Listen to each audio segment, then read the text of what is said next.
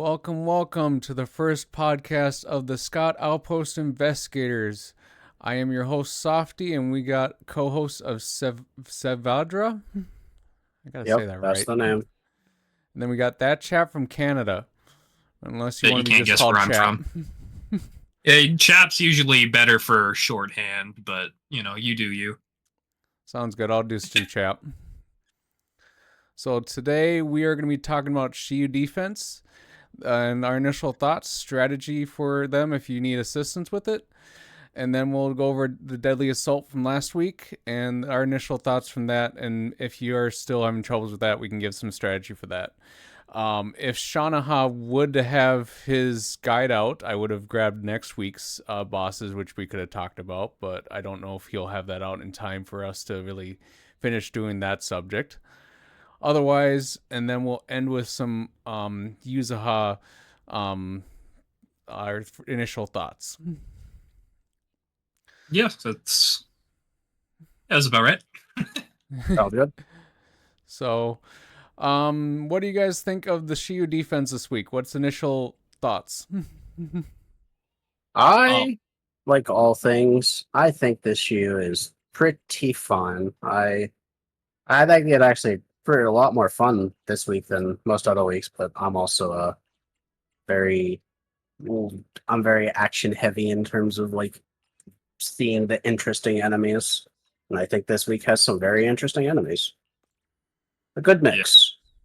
For my part, I thought the majority of it was fine, but that Jane is gonna give people trouble. It gave me trouble because the buffs don't really align well with Jane right now, and we don't really have any other normal DPS that I guess aside from Piper. But we only got Piper and Jane, really.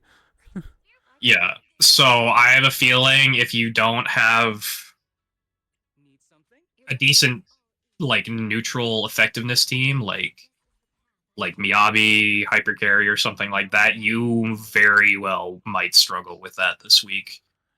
I think Uh, the other thing to worry about is dodging Jane when she's in her miasma phase. I was playing with her against her in tower, and that was ridiculous how hard she was in tower.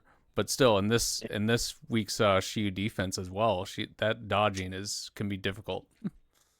And she's a yeah, very active enemy. She's very aggressive, very hard to like kind of you get clipped by one of her attacks, and then it's just kind of hard to escape. But I think well, something lending to Chap's point about like being able to play neutral is that I think it's more fine uh than it like may seem it is, because Jane's resistance in this variation of the miasma Jane is ether resistance, and given that ether is the rarest element in the game currently, you can basically use 98% of the roster effectively against Jane, and then even still you can like I did use Nicole against Jane.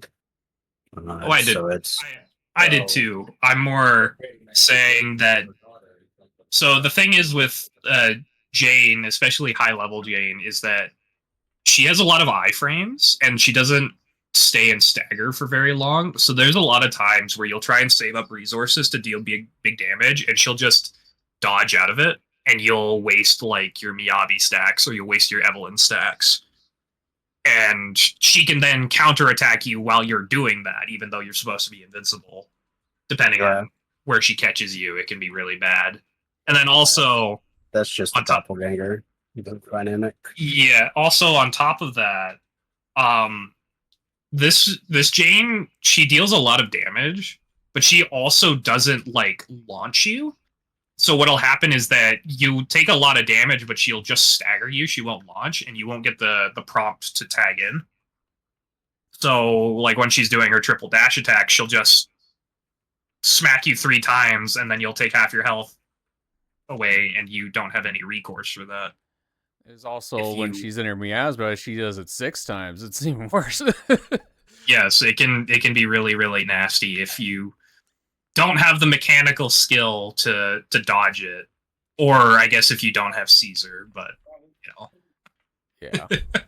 Caesar's Will Caesar. say, I was on top of initial thoughts. I do like that, like Zenless as a whole with the miasma mechanic has been kind of expanding on a bunch of things with kind of how the corn dog. Yeah, I do agree. I find it neat that they're introducing the miasma mechanic to older bosses, and it kind of helps with their variety in terms of like, you're not facing the same boss anymore necessarily. If they have a miasma phase, it can be really jarring for you. Yeah. Though I don't know if there's like a separate miasma one or if they've just like applied it to all the bosses universally. Well, I think What I that's was trying to get at with my point was that what they've been doing with the miasma is they've been innovating the like move sets of the bosses, like whenever they apply it to uh existing enemies. So like not just Jane, where it's like she does her like super dashes 6 times instead of 3 in the miasma state, but also like the other half of Shiyu 7 this week being the miasmic Thracian, the hyper armored like supercharged state with its spear that it has is only active during the miasma phase, and unlike standard Thracian, it doesn't charge its spear outside of that, and so defensive assists are actually usable against the miasmic Thracian as opposed to the standard Thracian, and I like that distinction. I like the way that it changes up how you play against the enemy. Yeah, I do agree. I'm a little weary of it because miasma can be a bit annoying when you like almost get them stunned and then they trigger their miasma, and now you have to work through an entire extra health bar even though you were almost assuredly going to stun them if you had like a fraction of a second longer. So I'm like a little worried that that might snowball in the future, but for now it seems to be incorporated quite well. And I don't mind it. I, I don't like I have felt Doppelganger Jane. I have felt the implementation of miasma so far has been pretty consistent and pretty creative overall. Are miasma's my good. initial thoughts. Yeah. So, And like to kind of comment on what I was talking about earlier with the only criticism I had was Jane this week, and I think that's just more that Doppelganger Jane is really nasty as a boss Yeah, that's fair. because it's mostly the iframes. The iframes that she can give herself can really catch you off guard. Like if you have a standard rotation with like quick assists, if you're using Nicole and she just happens to dodge when you launch her EX special and it whiffs, and then you immediately like autopilot to quick assist, and then it doesn't quick assist to who you think it would, and then everything goes wrong because then she hits you. It can snowball really quickly, and I have a feeling that people who aren't as good at the game or don't have good builds might struggle with that this week. Yeah, it's definitely a situation, but yeah, that's the only hard part. Then what about the other nodes? How we felt about just in general 5 through 7 or 4 through 7? So whichever. It, Yeah. I Go don't ahead, like Cap. that the frog appeared twice. I'll be Oh, honest. the frog. Like I think Yeah. I think Banyak is fine. Like as an elite, like it's it got a unique design. Uh, kind of just like weaker miasma enemy. It doesn't do a whole lot. Kind of incorporates its stuff all the same. I mean, I feel like it leaps up in the air a little too much for my liking, just because like uh, it doesn't seem like it has a whole bunch of aggression, but I also am less partial to passive enemies as a whole. Yeah. So it's like Benriac isn't too hard it's just a bit obnoxious to deal with. I'm gonna be honest. I think the main reason why they did that is just so that Yijuan has a bunch of targets this week because she was still last patch's big pull target. Yeah. So I think they were just making it so that people were useful. It is a little, I don't know. It's a little mean to like release a character and then immediately next patch make it so that you can't even use her. So I have a feeling that's one of the reasons they went with that, is so that you can use your Yijuan team that you presumably pulled or attempted to pull for last patch, this patch. You know, Imagine. And the fact that number 5 was all Ice Week, people will probably just pull Miyabi, making it easy for that. yeah. I guess, yeah. Majority of this Shiyu being Ice Week, except for the final one. Definitely a hint that maybe there's a certain Fox girl that's gonna be strong. I wonder. No names. It's not like she's on banner or anything right now. No, weird. What? No. Crazy. For Yeah, so oh, go ahead. I just have one quick thing. Like, the pattern, generally speaking, up to this point, has been like they have like more diversity in the enemies in the first halves of these Shiyus, and then the second halves is like sometimes they'll do, you know, uh, sometimes they'll do uh like what they did with Banyark twice. Sometimes they'll do that with like Thanatos and Dullahan, or like, just kind of your typical familiar standard of like elites or mini bosses. And then like after 6 is kind of where they start to branch out overall. Like 6 and 7 tend to just be the hardest ones, but their weaknesses generally align such that like whatever was good the previous patch kind of stays good, as chat mentioned. uh for at least the second half, and then you just kind of like are kind of tossed to the whims of whatever they're going to release next. So, still pretty good for each one all around. I think everything is pretty good. I've been doing a lot of extensive testing. It was like this cycle. It's been pretty good. Yeah, and if we're gonna talk about clearing it, like sorry.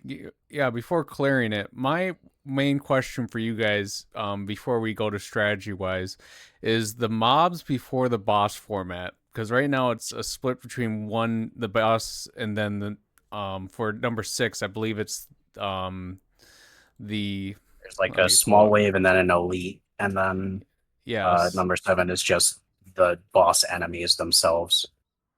No, so number 6 was little mob, and then the boss, and then Tempest did not have a little mob beforehand, and then the other one was Jane didn't have a mob before hers, but Thrashian did, and it was really small for those ones. But how do you guys feel like the fact that, do you guys prefer there being a mob before each boss, or little minor mob, or do you prefer just facing the boss right away? So I have a lot to say about this, so I'll let Chap go first.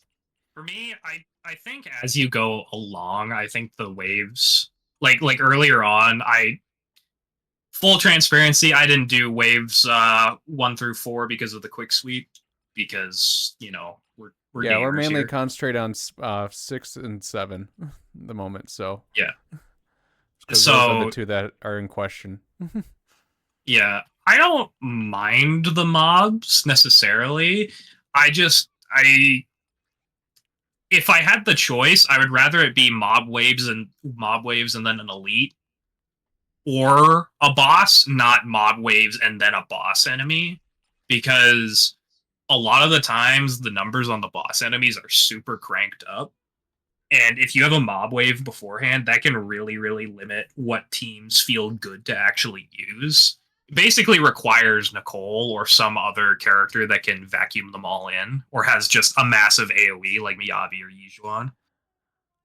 Whereas if it's just the boss, that gives characters like Trigger more time to shine because you can set her up at the very beginning and then don't have to think about it as much.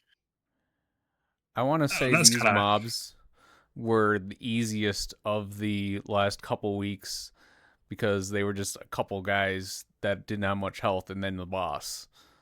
So I thought these mobs were really easy. You might have had Nicole to vacuum them up, but it just really, I went through them like they were butter or something.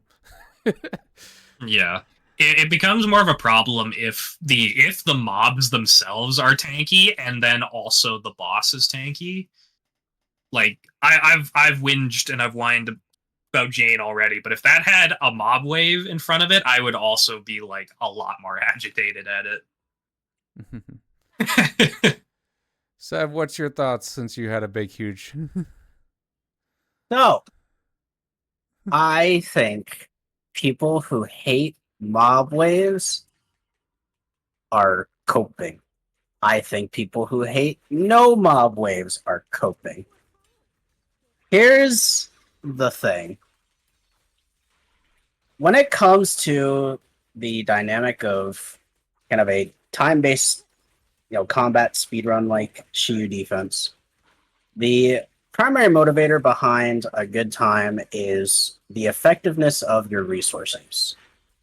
The thing they introduced at the start of 2.0 with having no early or like no first mob wave in order to build resources before the boss has changed the way that people have to approach playing the boss enemies or the mini boss enemies, because they can't prepare for their primary rotation objective with getting a bunch of chain attacks and building a ton of decibels on their units before the boss wave comes in, right? That comes with an axis of challenge that I think has been overall very good for the game in terms of forcing people to think outside the box with their approach to strategy. My general take on the thing is I think it doesn't matter to me as much. I can definitely take great advantage of the mob waves when they're there. And typically if they are there, what ends up happening is you're able to either get okay or most of the time solid grouping depending on your agents, and then you kind of just abuse back and forth chain attacks. If you get at least two from a early stun to do a chain attack, get 600 700 decibels entering the next phase, then whatever you're going to use out of stun gets you either two stun or gets you a lot of out of stun damage a lot faster. Without that, you have to build resources while still managing the balance of getting to stun. And for enemies like Jane that have really fast stun windows, you're basically just doing all your damage out of stun to begin with. You get a burst of stun damage, but you mostly have to focus your strategy around out of stun play. And that's kind of her entire thing, is that Jane is a very hard enemy to play out of stun because she's very agile, very aggressive. And I think it matches, not having a mob wave matches her playstyle very well, as opposed to, again, the likes of some other mob like Tepesh on node 6. He's only the only wave there in that node, but you also have to abuse a bit more of defensive assists in order to get the impairs, and also pray for a bit of good RNG for multi-hit attacks. And that means that sometimes you run out of assist points and don't have an ultimate to recover those assist points. That generally feels pretty bad because you're relying on RNG to actually engage with the boss mechanics. And so my general take on like how the discussion of these early waves has kind of shifted the way people think about building resources. It's a double-edged sword, and I think it applies better in some situations than others, but I have overall enjoyed it to the point where I'm not distraught about it in every situation. I say Gotcha. the initial mob is a good thing for to build resources, like you said, and they should try to keep them. I mean, a little bit harder than this week's for the 2 that they did, but it's good to build initial resource. Yeah, like getting those initial resources from the mob waves makes your execution plan for the actual boss significantly easier, or at least significantly more fluid, if not easier. Uh, I just think that the axis of challenge of not having those early ultimates, that super fast stun from having a stunner ult immediately, or not getting like that super big disorder from having anomaly ults, whatever have you. I think the just not having those resources and having to functionally worry about building them up makes it feel more like tower, and I'm a tower supporter, where it's like, you're strategizing against the actual boss itself more than you're just playing to kill it. I think it makes people think a little more, and I like that. I can agree with that. I've been enjoying Tower a lot lately. Especially since they added like that style point thing. I'm glad that's off topic. I'll talk about that at the end, but Yeah, we can go into tower at the end. Um, that could be an extra little thing we go over, and other than just Yuzuha. But what I want to say right now is that yes, I think all of your points are great about mobs and stuff. Let's go to the strategy. I'm gonna repeat what the buff is for this week. Uh, the main initial buff for this week's strategy of Shiyu Defense is agent critical damage increased by 20% and anomaly efficiency increased by 40 points. All that is that anybody's going to be good with crit and anomaly. So it's a basic buff for everybody. And then we have after an agent was after a support agent specifically uses an EX special attack or an aftershock, the whole squad attack increases by 20% and their attribute anomaly damage increased by 30%. Who would think that Yuzuha is the best support for this week? Crazy. interesting, weird, huh? Wow, color me shocked. The Yeah. patch that they introduced Yuzuha is she's the best support. Blown away.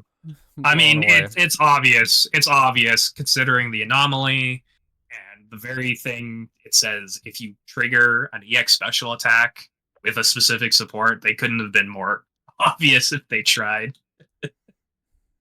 You know? So it's like this still works for every other support, and I mean, in that axis, Astra is still very up there in terms of her uptime with this buff, given all of her tremolo attacks after using precise assists are EX specials, and uh, she does them from off field, kind of being the innovator of the aftershock idea.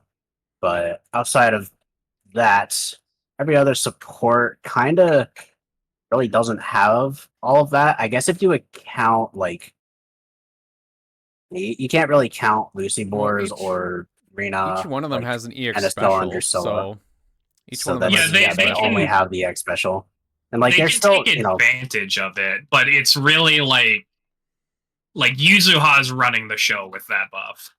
Yeah. Yuzuha is running to show. Astra's coming very close, and like every other support just will get some use out of it. It will just be significantly harder without good management on their energy specifically to ensure that you always have some amount of like EX special like going on. If you're playing with the situation of like, Astral Voice on a non-Astra, non-Yuzuha support, and you're like doing a whole bunch of stuff with your support anyway to ensure you keep Astral stacks, I think it's fun. It's just it matches really well with the Astral Voice playstyle.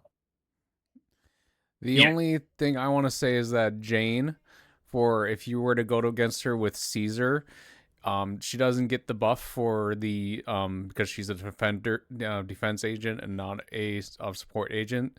I mean, it might make Jane easier to face against because of her because of all of her attacks that she likes to really come at you with. But at the same time, you probably want to bring a good support for that actually for that part. Such is the trade-off. I should also say particularly the support that feels it the most is probably Nicole this week. Like Nicole is really good. Most people know that Nicole is incredibly strong, but Nicole also has kind of the least uptime on her EX special.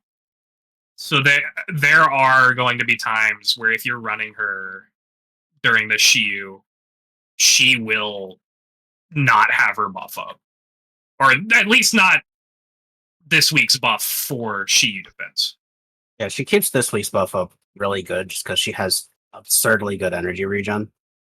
But yeah, her own buff being really hard to manage is just kind of a given. So, is there any strategy we want to give to the Enforcer and Tempest, other than be dodgy with the Enforcer and Tempest? You got to just defensive assist because I feel like Tempest since he first got introduced has gotten a lot weaker, much easier. I think it's just people have understood how his mechanics work, but yeah. I might have also that's tweaked true. some numbers in the back end, but I don't know. Like honestly, they were not the problem this week. In my head, it's definitely the Jane that's going to be the hard wall for a lot of people this week. Yeah, just dodging those attacks is going to be the tricky thing for the miasmic phase. Definitely watch out for that. Be ready Just with those evasives. Just to be a little comprehensive about it in general, the Wanted Enforcer is not as aggressive as Jane, but is still a fairly aggressive enemy that will do short bursts of attack strings back to back, and promotes a generally very dodge heavy playstyle. Doesn't have any particular leaning mechanical weaknesses to any crit DPS or anomaly DPS on its own. Just kind of shuffles itself around the field a lot and does a whole bunch of quick prompt attacks. Just kind of can be a little bit of a pain if you're not paying attention or don't have a super active playstyle, but can kind of opt to either dodge counter or defensive assist it with relative ease. Tepesh, on the other hand, very much defensive assist heavy, given mentioned before the general thing it's supposed to do is it has its little hammers, and you want to do defensive assists 4 on each hand in order to break the hammers. As long as it has those hammers active, it takes less damage and less days. And also breaking those hammers increases the stun damage multiplier. And so you really want to break those hammers. And again, if you get a little lucky on those attacks, then it'll do multi-hitters, and those will both count or all count for separate attacks on their own. So you could use anywhere from all of your assist points to like 3 assist points to get an impair, and then when you do impair, it refreshes all of your assist points. So you really want to look out for that. and take leverage of that if you can, whether you're playing Anomaly or Attacker / Rupture. Quick question about this Tempest. When he was first initially used, people dragged him to a corner to get the initial like jump, and then he is easier to do the defensive assist. But do you feel like we need to do that this round, or just go at him like crazy and then let him do his parries? I'm gonna be honest. I went at him like crazy. I think it's totally doable this week to just smack him in the face. If it's like a strategy people get to like manipulate a bit of RNG, then like that's one thing. It does always give you a defensive assist when it plunges its hammers into the ground, and that can count for the one assist immediate or the one defensive assist towards getting the impair immediately. That's mostly just preference, though. I think does its multi-hit attacks enough to where if you just ran at it and then just have 2 defensive assist agents, you should be okay. Yeah, I think. I think you should just be fine. Again, this Shiyu, aside from that one boss, it's pretty fine. Yeah, this week I think was okay. Not like super, or I think the main one was Jane for dodging, but other than that, I think people should be just fine. Yeah, you'll be. Now, for like the builds and stuff, like just follow the weaknesses if you can. If you're pulling for Miyabi, you will be probably fine this week. like Miyabi, it is a little bit of a anomaly-based week, so it is a little difficult to explain for like the maybe new people who stumble upon this or what have you. It is so insane the like power that Miyabi gives to your account just to like clear late game content, because she just does so much damage even at M0. If you just have her, she does so much damage. Yeah, to have even so long later. Yeah, she's gonna be a major contender for quite a while. It's quite frankly absurd how much work she does for your account.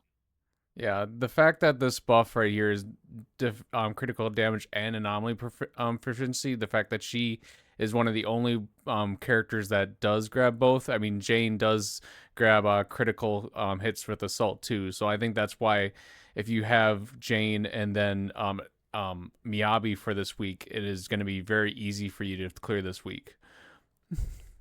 Yeah, Jane gets to shine for once in late game content. She's been kind of put to the wayside, but since we know Alice is coming out soon, and she just got her best in slot support, which is Yuzuha, like Jane is going to be on the up and up, at least for a little bit. And we also have the potential for some physical weak bosses. Jane stonks will be going up. Particularly against her own mirror. Jane is one of the best things to fight other Janes. Just because of her the dodging. Her additional dodge. Yeah, yep. her additional dodge helps her avoid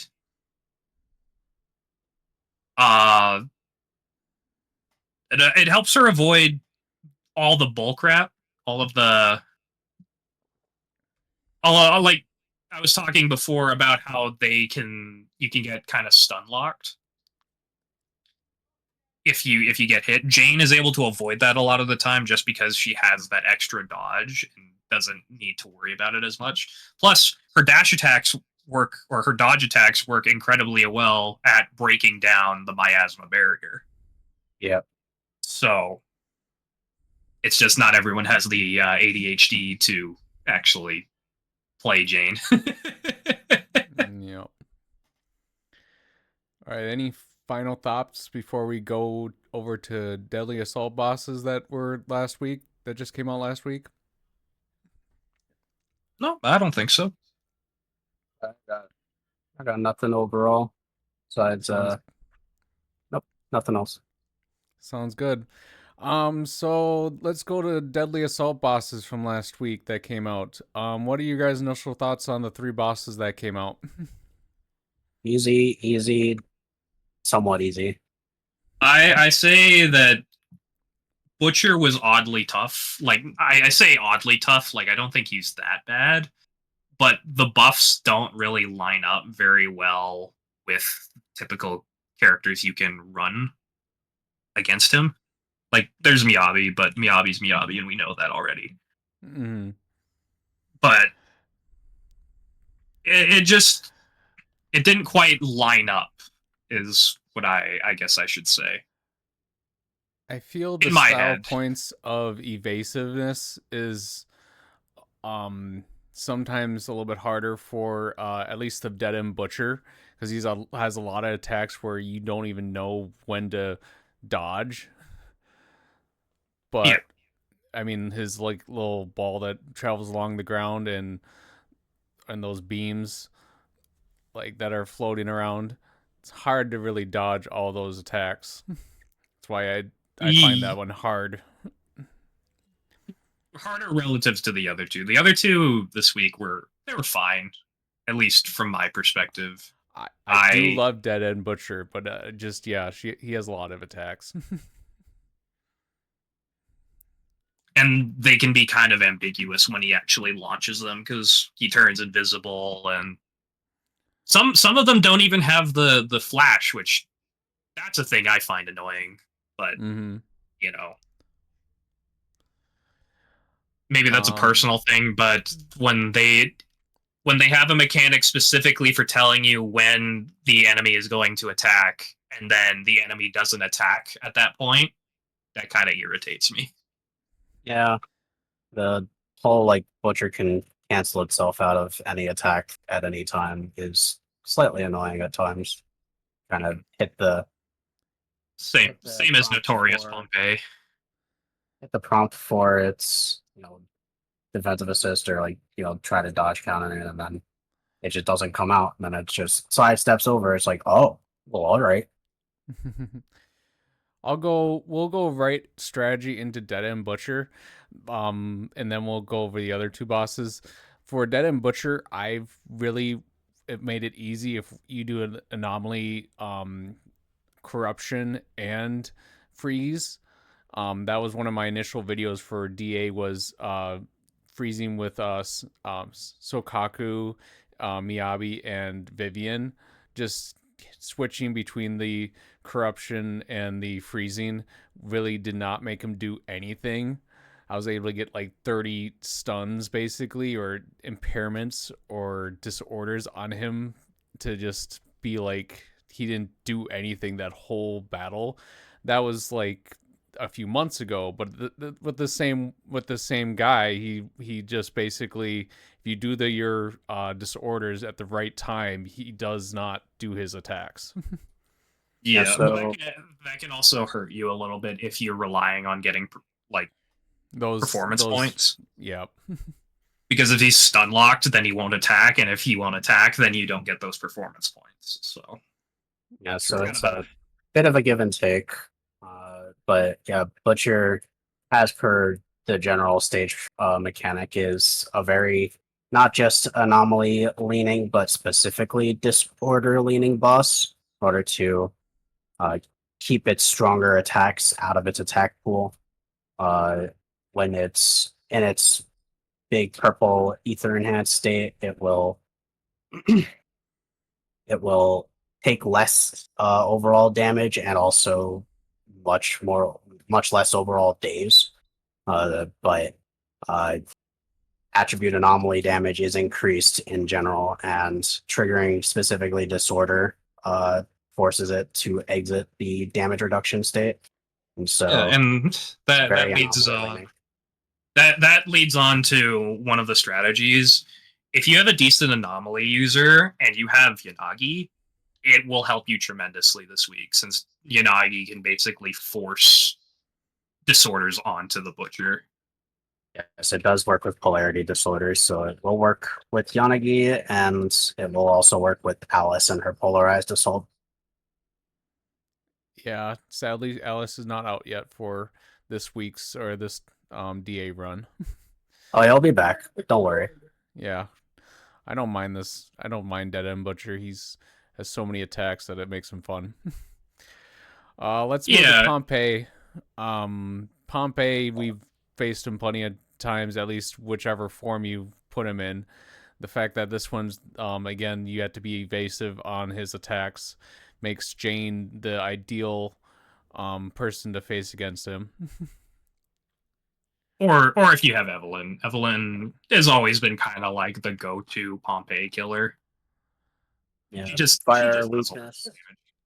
Yeah. Fire weakness and the ability for Pompey to be played by either crit DPS or anomaly, because it is, the stage mechanic is inflict attribute anomaly specifically, but like you can there's also the notorious Pompey, which is different, but has also had the crit damage stage buff to apply weakened, and also focused around defensive assists. This week it's for perfect dodges, and it's the standard Pompey, so his attack patterns are different than what people have been seeing the past couple weeks. But I think this guy is honestly more aggressive in terms of strictly number of prompts you can get. Because this Pompey does its little 4-part super attack string after it slams the bike into the ground. The red Pompey doesn't do that. It has generally more spaced out attacks overall. But yeah, just any fire week specifically is pretty good against Pompey. Like Chap said, Evelyn is a pretty mainstay Pompey killer at this point. I will personally a fan of Crit Bernice. Got a pretty good score with Crit Bernice, Lighter, and Yuzuha on that. But I also generally Disorder has been Disorder teams with Piper Bernice, Piper Vivian, all that such. Been getting pretty good, upwards of 35, 40k from my testing. So you can kind of just use whichever one you want. I will also admit that if you do struggle with Pompey and you have Caesar on your team, I would highly recommend using Caesar for Pompey fights, because Pompey is so aggressive and he has a lot of attacks that he will just not stagger from. Like, for example, when he charges up, you usually have he stances up and he waits for you to attack. Normally, you have to just sit there and wait, which can take valuable time off of your timer if you don't want to be staggered. Caesar actually allows you to be way more aggressive and attack him in the middle of that without, dying. Yeah. So if you do have her and you ever struggle with Pompey, I would 100% recommend using her. Even if you just have a low level Caesar, I guarantee you the shield will make it a lot easier to even get 2 stars. So that's kind of my specific advice against Pompey. So last guy is Miasma Priest. How do you like facing Miasma Priest for the second time? Because right now I'm not a fan of Miasma Priest in general. Just being the defensive assist, having to hit that at so many times. She is currently is it she or he, whichever, is currently bugged with Pulchra, as if you have her on the team, she will you will not get the defensive assist from your other 2 agents. If you try to switch at the right times, it will go to Pulchra. That is the only thing I've noticed for this boss in particular. Astra is fine. I don't think that's true. Unless they fix that, because I know from the first week I had issues with that. So I don't think it's a bug. I don't think it's a bug, but it's just the way the game's coded. Because you can choose which agent you want to actually tag in to do the parry. That's what I by was. doing either. I was But trying the problem my A team. is I was trying my A team of the Corin, Nicole, and Pulchra, and I just could not get Miasma Priest to work because when I actually went to Nicole instead of Pulchra, or I went left click to Nicole, it still did Pulchra's defensive assist. So that's why the I thing. don't know if that they fixed that or not since the last time. I haven't played it this week, but I know the first initial time I played against the Miasma Priest, I had that issue, so I stopped trying that team on that one. So the reason I wanted to interject there is that I think it's because when you have like a defense or a evasive assist team member, when you go to actually parry with it, it depends on which way your team is. But the problem is when you go to so in your example with Nicole, Corin, and Pulchra, right? You parry with Nicole, but then the team rotates. So now if you try and parry again, it'll go to Pulchra. So you have to go backwards. But then if you go backwards, that shuffles around your team again. So you have to pay attention, which is still dumb. It's also the fact that you have two agents out at one time, even when you parry. So it's thinking that the doesn't when it tries to do that third agent for the parry, it doesn't always work. Astra, because she's so passive, it doesn't that one or that agent does not really matter for this one, but it's the Pulchra and probably Zhu is probably going to be another one that's going to have troubles with this Miasma Priest. Yeah, almost certainly. I see the reason that I countered that is that I cleared Miasma Priest with Zhu, Trigger, and Nicole this week. So and you didn't have any issues with that? I did not have any issues. I had that. to do left right though, because it still did like Zhu would still come in. Okay. If I wasn't paying attention, which you don't want. I do think something else that contributes to this is the tendency of people to do assist follow-ups. I do not recommend doing assist follow-ups specifically against the priest in that shield or the super parry attacks, because the assist follow-ups do keep your agents on field, but the just general parrying doesn't. Like the cooldown is fast enough with the general parries that you will be able to manage with an evasive assist agent if you don't do assist follow-ups. Yeah, that makes sense. And like even like I'm testing it right now, even by pressing the same button on the assist prompt, it like I had 2 defensive assists and then Pulchra. Even with pressing the same button where it would normally go to Pulchra, it didn't go to Pulchra on one of the prompts. So that means they must have fixed it.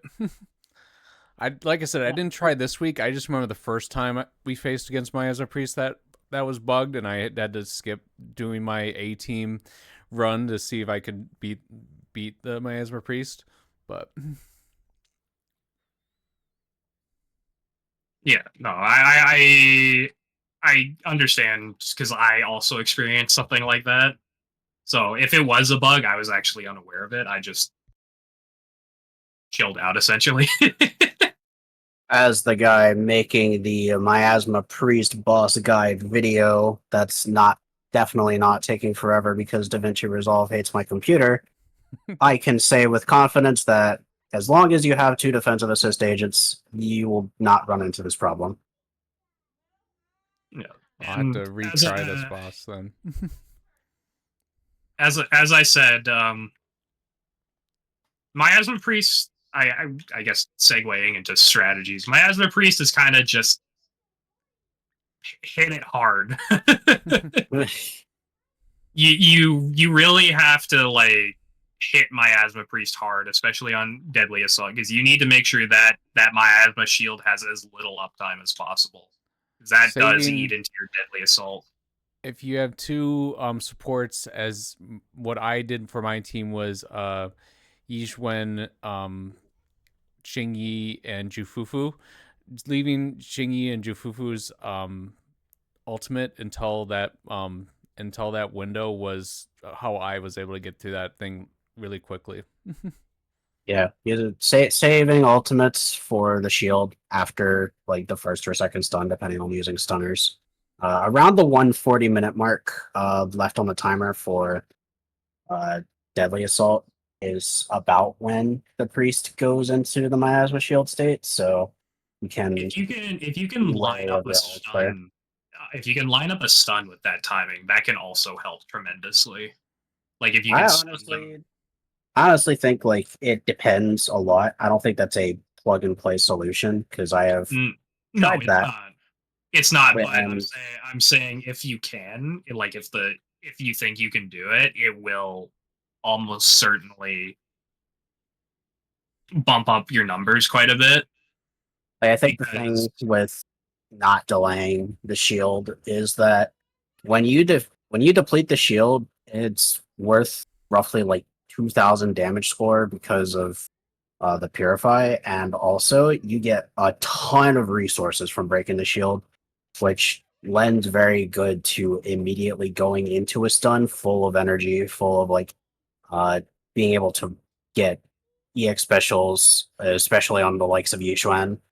And if you get if you play your decibels right with the parry phase on its purple skill, the super flurry, you get a ton of decibels from that. So you're basically guaranteed to have an ultimate like at least on 2 of your agents going into that stun. It's very good. I think people give it a lot of like slack because it's big defense and damage taken. Feels like a time waster, has hyper armor, but it's got its perks for like actually playing around it. The annoying part is when you are basically near that stun and then it goes into the shield. It doesn't reduce days buildup, and so if you're at like 90 days or so and it triggers the shield, then you're just gonna be at 99 days for basically the duration of it, and that feels like wasted buildup. But like anything like specifically revolving around that, I think it's all right. Like it depends. I think I haven't really found a situation where trying to delay the shield has given me better results in terms of the fight itself. But we also have to consider that not everyone has the same like strength of account as like I wouldn't call my account strength particularly good because most of my characters are M0.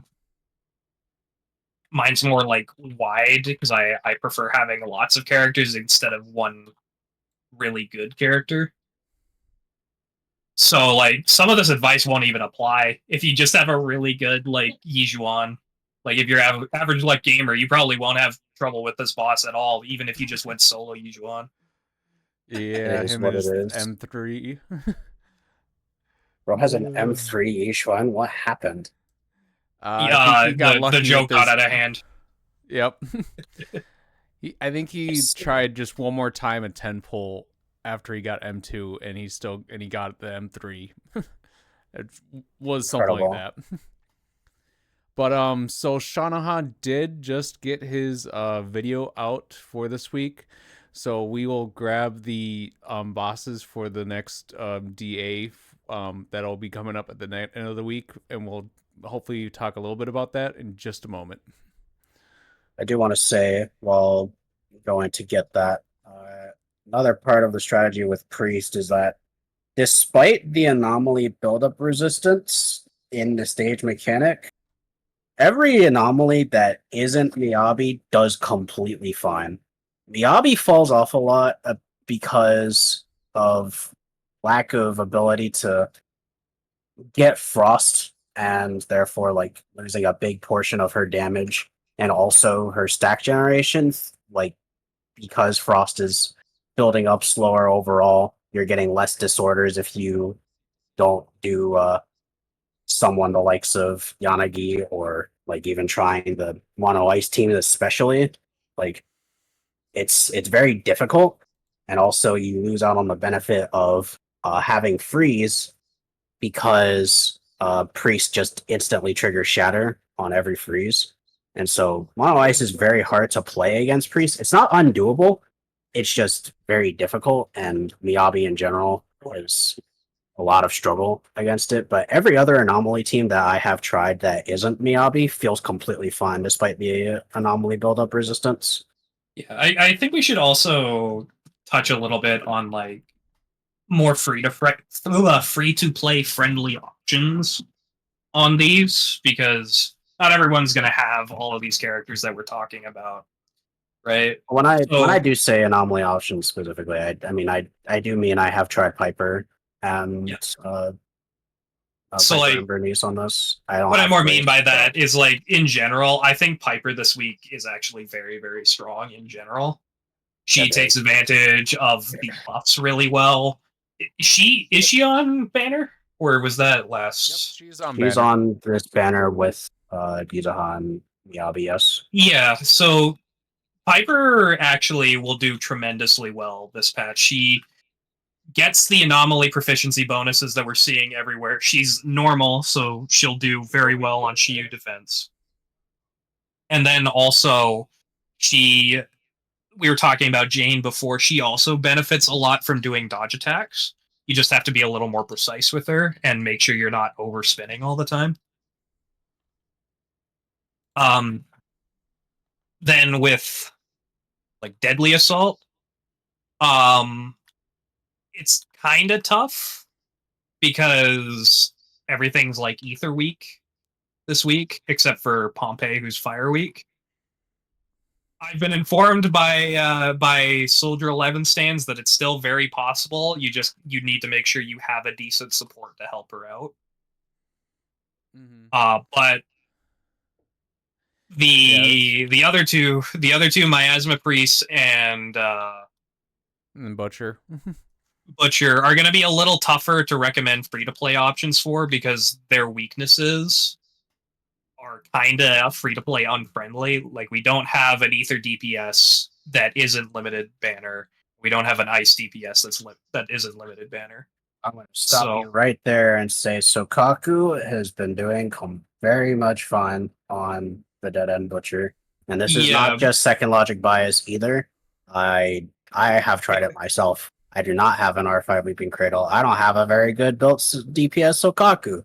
She got like 22k first try with yeah, but like I hesitate mentioning DPS Sokaku just because she's very niche. All right.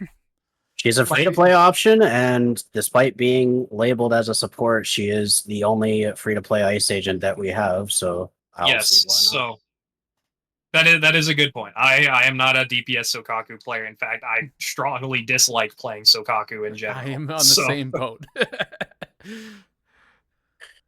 I will be a Sokaku salesman until the day I die. But yes, DPS Sokaku, if you are like lacking in, like you don't have Ellen, you don't have Hugo, you don't have Yujuan, you don't have Zhuyuan, you don't have Vivian, it might be worth considering Sokaku. As for Miasma Priest, I don't know, man. Ether is specifically said to be the type that's going to be tough for that, or that they don't want to make a ton of. So you might just stop you right now. I'm kidding. I'm not gonna recommend DPS Nicole. That's not gonna happen. No, DPS Nicole is different than DPS Sokaku because DPS Sokaku, like, you don't need that much to get her off the ground. If you're gonna do DPS Nicole, you need Astra. Like, it's just a matter of fact, or maybe not a matter of fact, but a matter of this would help tremendously.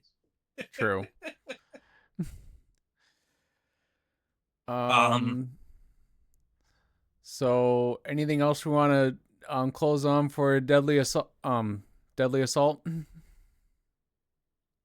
I don't think so. I could mention like off meta strategies that I've tried that have worked this week, but that's on you guys if you wanna.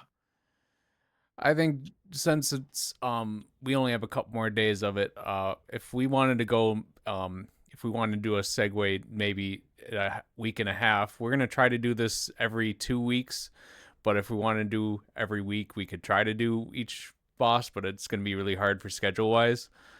But I think Yeah, just in general, I'm thinking that this deadly assault is not terrible for anybody really. It's just dead end butcher. Just be ready for those attacks or be prepared for all those random attacks. And the same with Pompey. yeah. That's what it comes down to. Miasma Priest wasn't so bad this week. It like kind of like Shiyu, Butcher's gonna be the thing that people are gonna get stuck on this week. Mm-hmm. So Right. I'm gonna. So have you found the boss roster for next week? I'm Coffee. trying to listen. I was trying to listen to that too and listen to you guys at the same time, and I was not able to do so. So give me a moment here. I can I help you will. out as it is on Hakushin Oh, is as it on well. Hakushin? It is.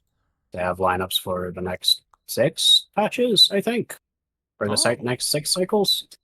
you're I gonna was have to gonna say share me what 6 matches. you're gonna have to Okay, yeah, share me six that cycles, website but or that video. it is a very good database website. Very Okay, much recommend maybe using it. maybe we can link that in the comments later. Yeah, the lineup for next cycle is going to be Priest once again, and then Notorious Pompey, the red one, and then the new boss that came with this patch, the Miasmic Fiend Unfathomable. Ooh, I haven't played Uh, that guy yet. I have played that guy. I'm not a fan. He's got like a little mini game that you play midway through Oh, where is that the like you have to, clown? not the clown. Not the That's clown. the jester. Okay. No, I played a little bit of it because it was a the boss in the Lost Void during the like perpetrator battles. Oh, is I I think I have know I which have only boss you're seen it talking in the about. story so far, Is Yeah. that but the it's guy with the typical story. swords? With the Yeah, swords it's the off his sides? swords. Okay, I Yeah, played it's the against him in Tower. So, and I do not understand that mini game quite yet. So, yeah, Yeah, that I've mini only played game. it once. Honest to God, that mini game's gonna probably be you try and stun him right before he actually gets to do it because that wastes so much time. we can only speculate because they're going to probably change him up just a little bit for the DA run. I doubt it, Probably. but maybe it'll just execute a little differently. If it's in Uh, Tower, I imagine it's going to play very similar to how it plays in Tower. yeah, I just meant like how it executes in that 3 minute time window compared to Tower, where you do get a full 10 minute window for that. As far as I understand it, and based on what the stage mechanics says for Unfathomable, it's like I remember it had this phase where it just kind of like went off to do its own thing and then rained like sword strikes that left miasma pools. And you basically want to deplete the shield by forcing the shield or forcing the swords onto the pools it leaves behind, and then like not getting hit by those because the performance points condition says when you bait the ground attack into detonating five miasma pools at once and avoid being hit, you will earn 1,700 performance points. Ooh. And just 17. outside of Se- 1,700 being an extremely specific number, I imagine yeah, that means that this is going to be a bringer hand situation where it's going to happen more than once within 3 minutes. or ideally it will. I wouldn't say ideally. I 'Cause didn't like the mini game, but hopefully it's not as bad as Bringer's not bad with his little hand, but Yeah, it took a little bit of getting used to, but I imagine it's going to be a similar thing. It just takes a little bit of getting used to, and then once people actually get their hands on it and figure it out, it won't be so bad. It confused the hell out of me when I came across it in the story first. I'm just like, oh, okay, and then I got like half my health depleted from not understanding. So it happens. Yeah, I think it's more like it should probably be explained a little better because Yeah, so they give you like the little pop up for it. that one definitely But we'll talk more about next time because I think just getting finding out that initial how to do that will be much easier to do once we have the actual boss in hand. Outside And of we can that, test though, it. the rest of the stage mechanics lean towards this boss being an anomaly boss. Surprise, surprise. Mm. But basically, what the anomaly is supposed to do is it takes bonus damage from attribute anomaly after applying anomaly, and also it like retains those in stacks. And when the miasma shield activates, it consumes those stacks to increase the rate that the miasma shield depletes. So it will basically make the miasma phase last less long, or like a way shorter. And if I assume that this little minigame phase happens and it summons the miasma shield at the same time, if you're able to get all 6 stacks of the anomaly effect onto it, and then it summons more than one shield per fight, there's going to be a ton of energy for anomaly agents in that fight. Just speculating, but Yeah, we can only yeah, speculate. like I imagine that's going to be very good. Also, it is physical and ether weak and fire resistant. Jane stonks, Yeah. Alice stonks. Fizz weak is back on the menu, baby. Yeah. Um, I don't know. I can't really comment. I just know I wasn't a big fan of the little mini game. I didn't think it was explained very well. Yeah. If I play in the story, I'll get the mini game down more, but right now I've only been playing it in tower and I beat him without really worrying about that extra phase, but then again, that's not part of the score when you're doing tower. So, we will go into tower next time, but after we'll go a few minutes on Yuzuha since I think each one of us pulled for Yuzuha. And how do you guys feel Yuzuha is?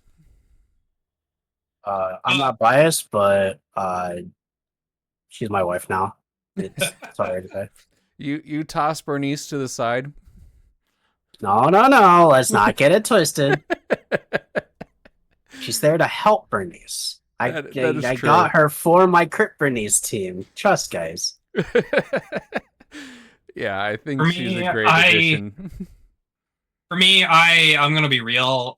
It was definitely not my intention to get her because I'm one of the people who like roll 10 or 20 times on a banner, even if I'm not particularly interested in the character, to see if I get lucky. And turns out this time I got lucky. So I was not prepared to level her. So she's kind of really she's a little fallen behind, and I kind of don't know how she works. I'm never prepared to level my character as soon as I try to pull for them. I just pull, and then once I get her, fine, I'll work on leveling her then.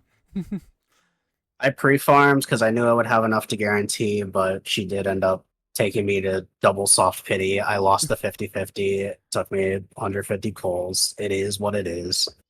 But I have found her very fun so far, very, very strong in terms of like the, being the premium anomaly support. I think she shines more in being able to utilize her full buffs in the way of disorder anomaly teams compared to hyper carry or mono anomaly teams, but she's still very good in those specifically. Um, and other than that, mechanically, I feel like she is super cool. The implementation of her aftershocks can be a little awkward at times, but her versatility with all of her shortcuts with her follow up attacks, defensive assist, the precise timing of pressing her prompts in order to get a better assist follow up that has better anomaly buildup, and then also just the general use of her EX special and after certain moves being way quicker. I think she's very cool. I really like playing her. Uh, she is just she's very cool feeling. A lot more active of a support than I thought she would be at first. Well, she was gonna be part of the. They didn't like how Astra kind of felt. Like Astra, no question about it, is still the stronger support out of the two for your account. Yeah, But overall. but she's also boring as hell. she's she's the She's epitome of you press EX special and forget. I do like that Yuzuha is a way better Lucy. That is one reason why I pulled for her, because I hate Lucy. Dang. The Lucy hate. Hey, she swings her bat or swings her boar and misses sometimes. I do not like Yes. Lucy. That's fair. I actually played Jufufu over Lucy in my Evelyn team. So I played Jufufu, Lighter, Evelyn, and that was way better than Lucy. So for me, Lucy still has a benefit over Yuzuha. Like Yuzuha has a much better attack buff, but Lucy has that thing where she gives the character energy. Like when she quick assists, she gives them a burst of energy.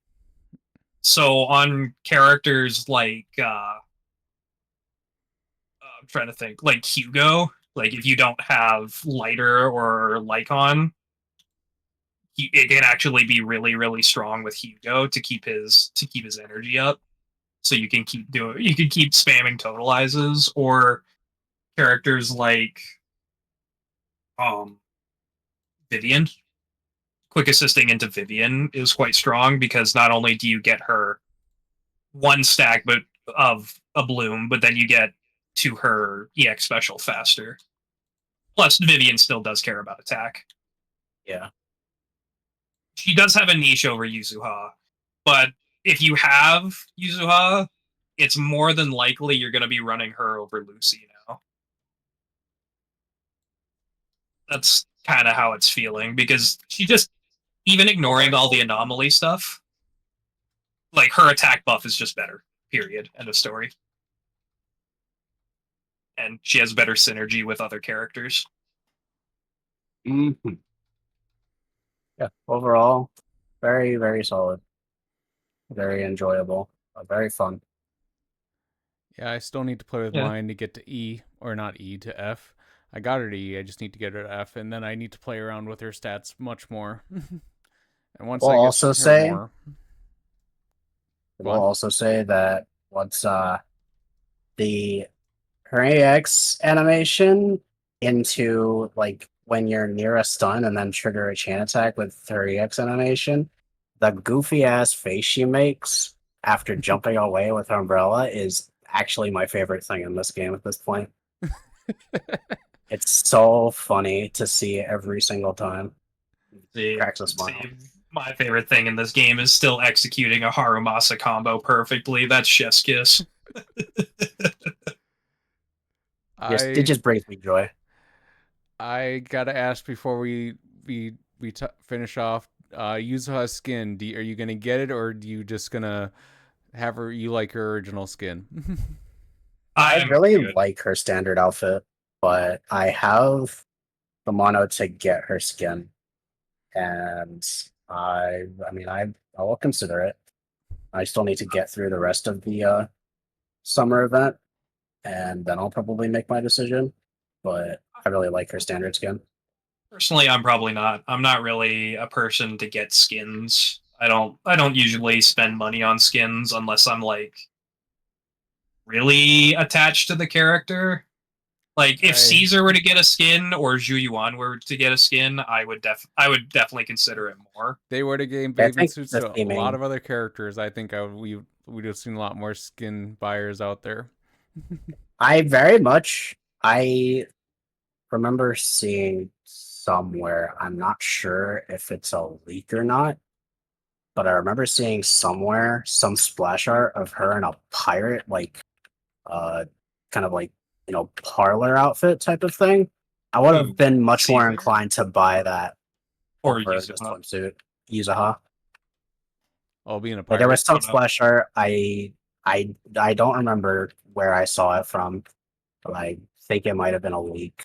But I'll look for it and show you guys a little later. But I would have been much more inclined to get the skin if that was the skin instead of the swimsuit. It's like, the swimsuit's cool. It's summer, good vibes. But it's just like, a big thing for me in skins is theming. I'm like very kind of standard Andy. I'll like, vibe with a character if their theme is very good. But I think something like that, like pirate parlor, like kind of steampunky kind of outfit really fits Yuzuha. For me, hers and Alice's skins are like the first ones that I'm like, I'm not like the biggest fan of it. I know what game we're playing here. Hey. Like I know what game we're playing here. What game we're playing here? But like I like the other outfits that they've released because they feel more attached to the characters. Like like Evelyn, or not Evelyn's, Ellen's is like you see her in that outfit in the overworld more than you see her in her work outfit. Like I think that one makes a lot of sense. And then Yi Zhuan's I really like because it's like her fancy dress almost that she accidentally got from story stuff. I like she's very cool when it's themed around the character. Yeah, and then Astra's I like because it's just another dress. Just another dress. I like the jewels. Of course, she would have a bunch of them. Like, of course, she would have a bunch of other dresses. Yeah, I'm not a skin person myself, but I'm not a fan of Yuzuha's original skin. It's very plain to me. So I would, if I were to get a skin, I would get Yuzuha's swimming suit skin because I like that one over the regular skin. That's fair enough. I usually just don't get skins, even if I'm like, yeah, even if they were to release a Zhu Yuan or a Caesar skin, I'd probably still be like, maybe not. Maybe I don't need to spend however many, like what, in Canada, it's like $14 or something. I'm like, I'm good. Yeah, I did the math. I'll make my choice later. $15. So yeah, I'll make my choice too. I might just get over it and just stay with the regular, but if I really wanted to, I'll do the swimming suit skin for Yuzuha. All right, guys, any final thoughts? We are on the minute 18 mark for this podcast. Minute 18. Wow, this has been real quick. Good podcast, guys. I thought it would be around like maybe 45 minutes, but I think still we made it on our 18 is a good hit. I think it's pretty good for like a first kind of episode type of thing. I'll be more of it. Maybe next time I'll do a little bit more of like an off meta thing, because that's something I like doing, is sharing the alternate strategies that can work really well. But I think it's a little too late in this cycle to really talk about that. Yeah, we can try to talk about that maybe next week. I think just the initial vibe we did need to get over in this podcast. So, am I allowed to self promote as in order to like outro, or do you like? Yep, that's what I was getting to next. So I'm Softy here. I do DA runs and also DA videos with a twist, and then I also do streaming on Monday evenings. And then Sev, let's outro to you.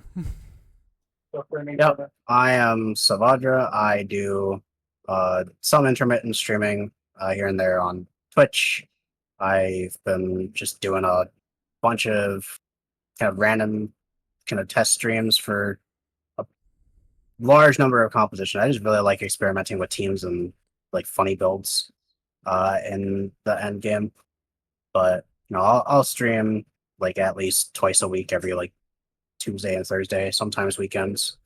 And I am also in the process of making a Miasma Priest boss guide video. So if you are struggling with the priest, I will have your back soon enough. I myself am struggling with not the priest, but DaVinci Resolve because it hates my computer.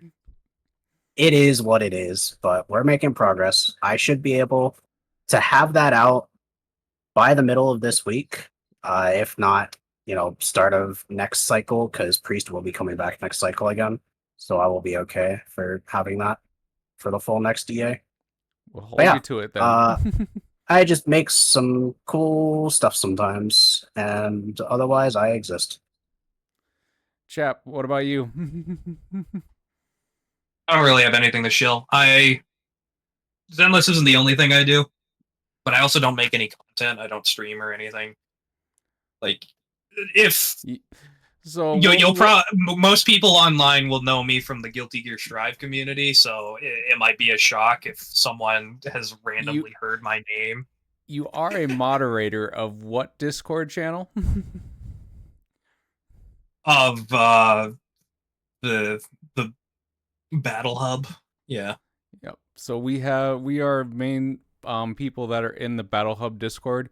We will also link that in the comments. Basically is a PvP Discord where if you haven't heard of ZZ PvP, maybe we'll talk about it in another podcast. But it is something that is out there in the ethers that people are trying, and it works pretty well. We like experimenting and kind of get a little funny with it, but we're also just here to generally help and help players improve. Give them that like kind of axis of versatility, diversity, and fun that I think Zenless is very good for. So if you are interested, please do join the Battle Hub, and we'll be happy to PvP you, or help you, or PvP help you. All of the above. PvP help you. Well, we'll beat you up and then we'll help you. You know what they say about tough love. Yeah. The Battle Hub, I guess it didn't come to my mind first off, just because I'm usually, when people are offline, I'm online and vice versa, so I don't get in a lot of games. Still, I do want to promote this Discord because it is a very small and a niche thing, but it's still a Discord that needs many more members if people are interested in that fight, in that style of play. Yeah. Anyways, that ends this week's I already forgot. I already forgot our podcast name. Outpost Investigators. Outpost Investigators.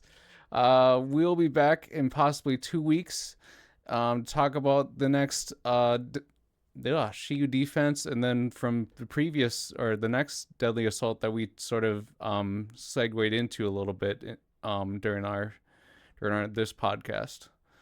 And then maybe we'll go into Tower then, because a lot more people probably played Tower, and then we can go more into the subject. And maybe Alice, but I don't think Alice will be out that week. So no, Alice will not be. It'll be the week after, or the cycle after that. We will at least know more about what Alice does, because I think the embargo on Alice beta content will end on the Friday before we record this. This is a Sunday for reference, but yeah, we should be able to talk about Alice a bit more. Yeah. So until next time, you guys have a good one, and we'll talk to you guys again. Farewell. Take it easy.